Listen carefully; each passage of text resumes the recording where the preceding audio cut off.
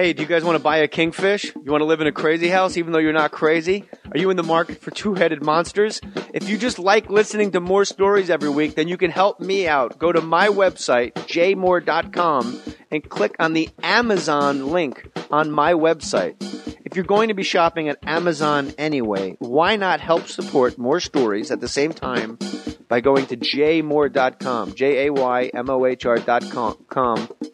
bleep, and then click on the Amazon link to their homepage, and then you can shop for whatever you want. Instead of me pushing a product on you, you can just simply go to Amazon.com through jmohr.com and get any product you want. I mean, I do a lot of favors for you, don't I? I ask you for one thing here, Henry. Go to Amazon.com through jmohr.com.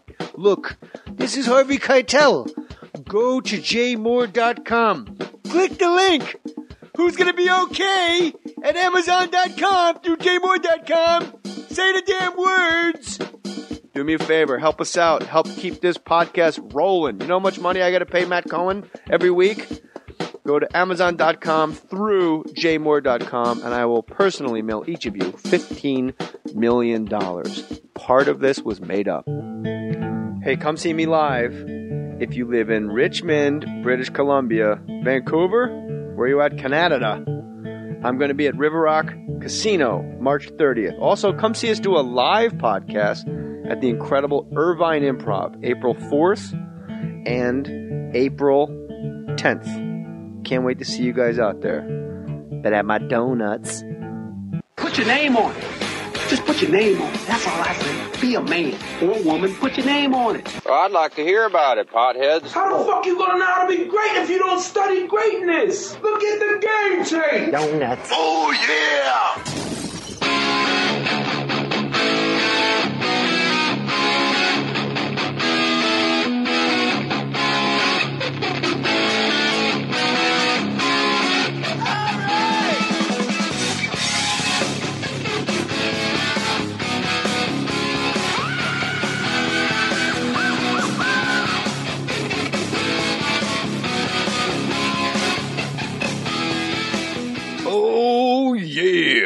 Snap into a Slim... No.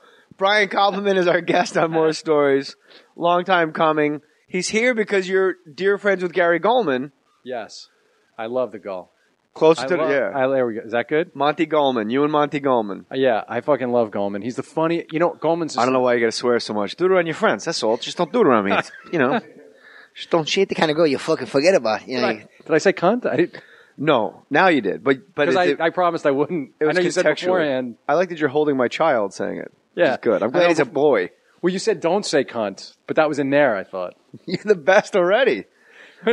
You were just saying we were talking about Paul Anka off mic, and if you, I guess YouTube, there's him. My favorite thing to look for on YouTube is people having meltdowns.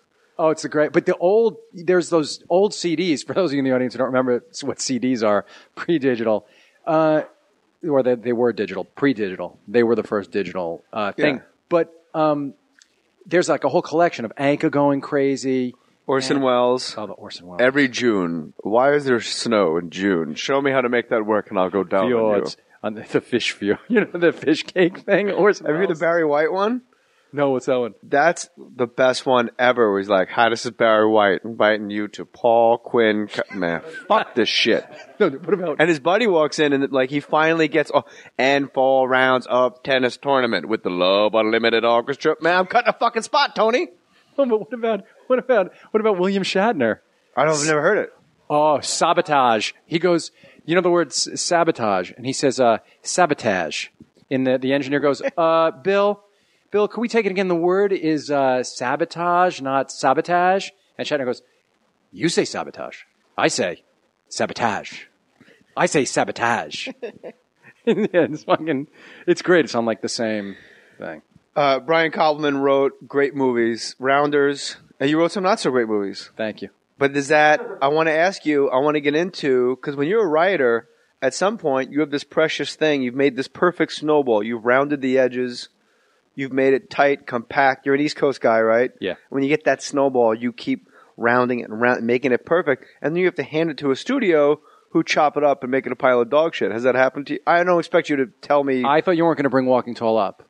Well, all right. I didn't think you were going to bring that up. In fact, when you sent me the rider before I came here, my brown M&M's part was you can't mention Walking Tall. You don't remember? You're the one that mentioned it. Your lawyer sent it to me. Andy Gawker from Gersh, Gawker, Dewey, Fleesham, and Howe. He sent the thing and said, no, I write all these movies, all the movies I've written except one I wrote with my partner and lifelong best friend, David Levine. Yeah, together. Gay guy.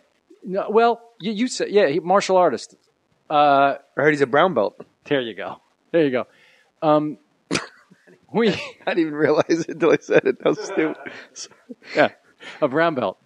You're a real guy. This is great. You're like Hollywood elite who's like a real guy. Well, why don't you wash his balls a little more, JJ? Yeah. All right. No, I like it. It's great.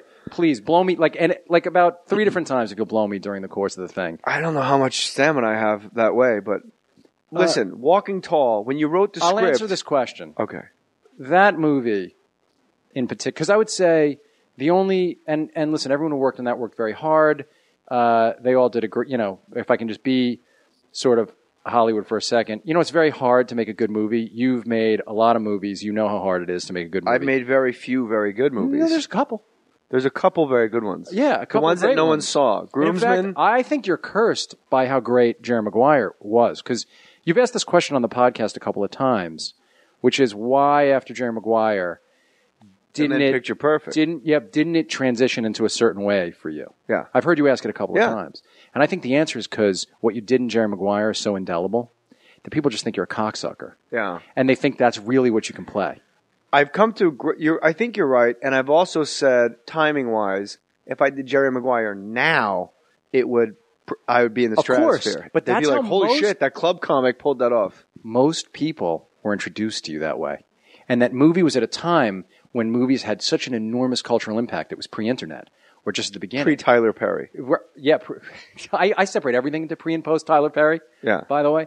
But that guy's are prolific. your orgasms different since Tyler Perry's? My orgasms, do you find? They're much more demonstrative. And I dress as an old, fat, heavy woman. Yeah. If I'm not wearing I yell, Lordy. Yeah. So Walking Tall, which ironically, I didn't see it. To me, it's like one of those movies where you go, well, yeah, it's exactly what I thought. It was fine. So I can answer the question. On some movies, what happens is, as you know, and as a screenwriter, like the screenwriter part of what I do, sometimes in order to, and Dave and I work, I say on half independent movies and half Hollywood movies. And sometimes, like I remember Walking Tall, we had come off of, this is how this happens, we'd come off of doing a bunch of other stuff. And we got a call, and it was, do you guys want to work on a weekly basis, which as you know is like the real money. That's when you're really getting paid. We worked on it for 4 weeks. They had a script already. They couldn't land Johnny Knoxville with the script that they had. That was their big goal. They had an offer on the table to Knoxville. The movie was going to get greenlit if they could get Knoxville. To be the friend. Yeah. And our assignment was... Johnny Knoxville walking around kicking ass. But it's not a 2x4, it's a chopstick. I knew we were dead when we had the first meeting with the creative exec.